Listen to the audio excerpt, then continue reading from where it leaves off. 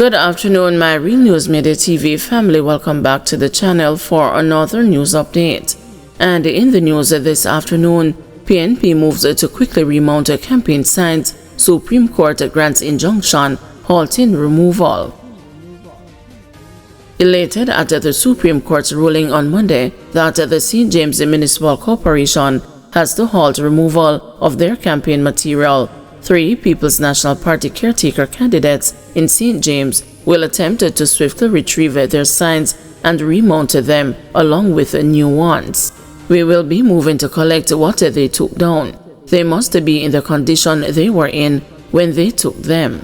We will be putting more posters along with those in short order, Dr. Andre Houghton, who has aspirations for being Member of Parliament for St. James West Central, told the news. We are making arrangements to get them back because we're putting them back right where they took them from immediately. The injunction has given us the right to put up our posters anywhere we want, he added.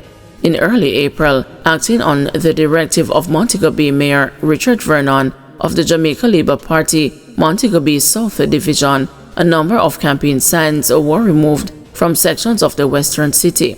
The mayor, who argued that the election campaign season had not officially begun, expressed a concern that there would be even more signs once the campaigning got underway.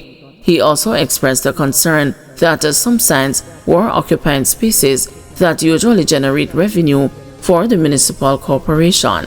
The PNP hit back, arguing that only their signs were being removed and that the campaign season had in fact begun.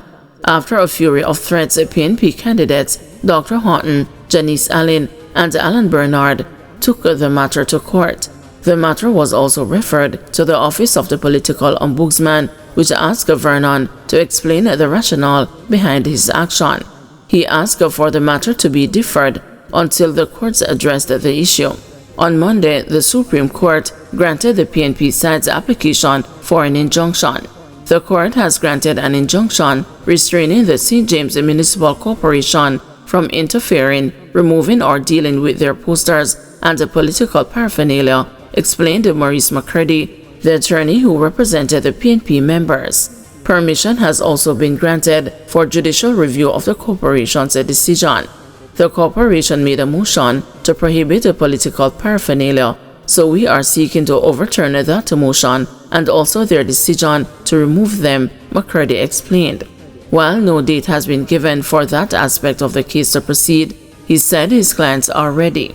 On Monday, Allen described the brouhaha over the signs as an annoyance and a signal that the JLP viewed the PNP as a threat.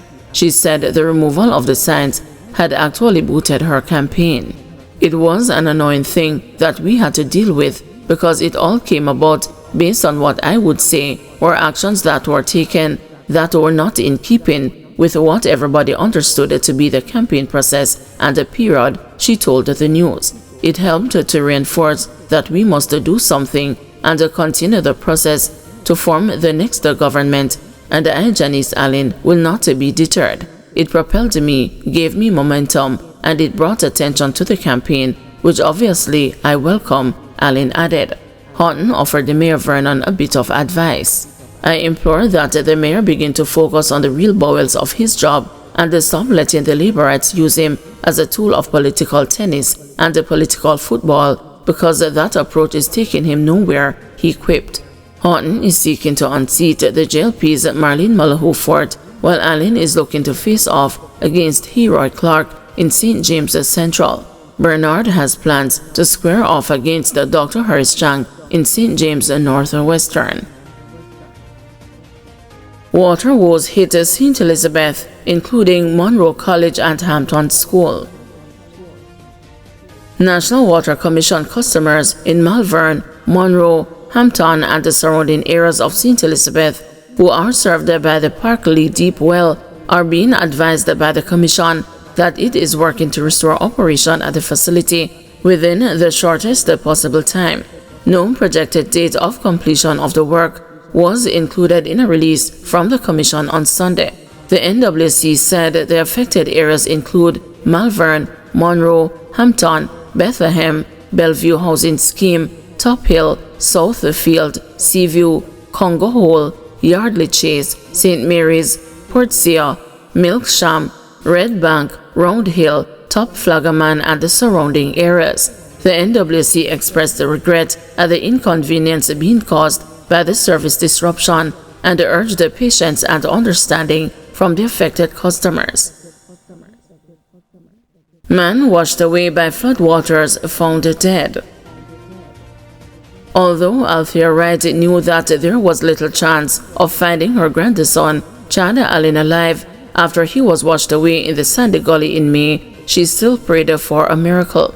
The senior citizen, along with members of her family, searched the sections of the gully for days for the missing 32-year-old, but their efforts were futile.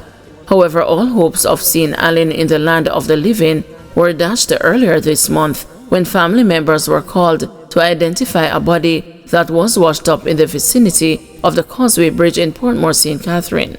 The remains were identified as Allen's and his loved ones are crushed.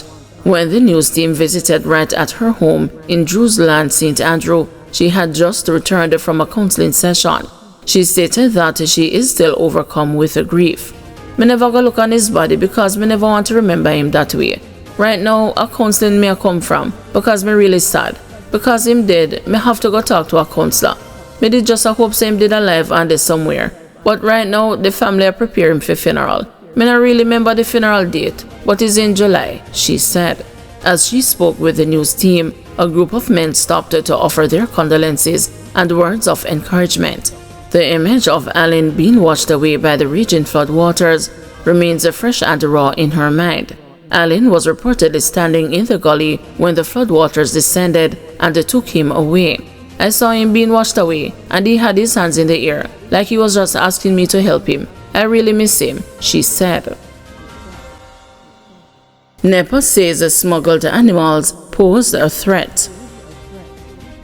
The National Environment and Planning Agency is warning that exotic animals being illegally brought into Jamaica pose a growing threat to the island's biodiversity, with some species capable of spreading disease becoming invasive and disrupting local ecosystems.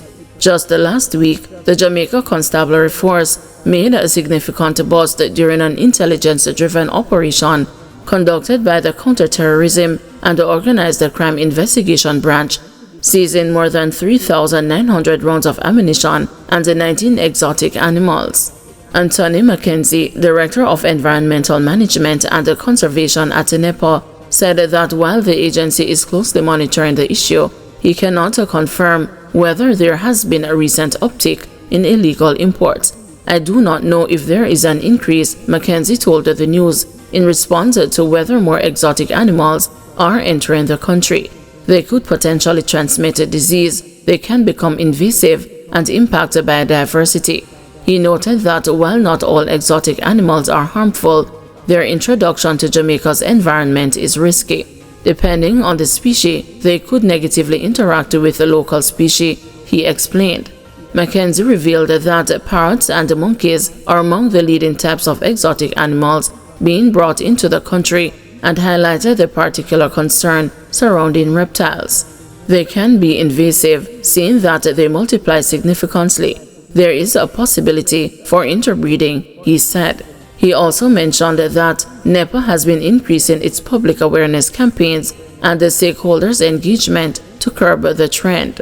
"We are concerned. That's why our sensitization work with our stakeholders aims to deter these introductions," he said. While the environmental risk remains significant, Mackenzie sought to reassure the public that the situation is under control. He added that all confiscated animals are being handled by professionals and evaluated for threats. Those animals have been scrutinized by the Veterinary Services Division, he explained. NEPA's Invasive Species Working Group continues to monitor the situation with a mandate to revise and to implement strategies aimed at reducing the impact of exotic species in Jamaica's ecosystems. Guys, thank you for watching. See you this evening at 6 p.m. for another news update.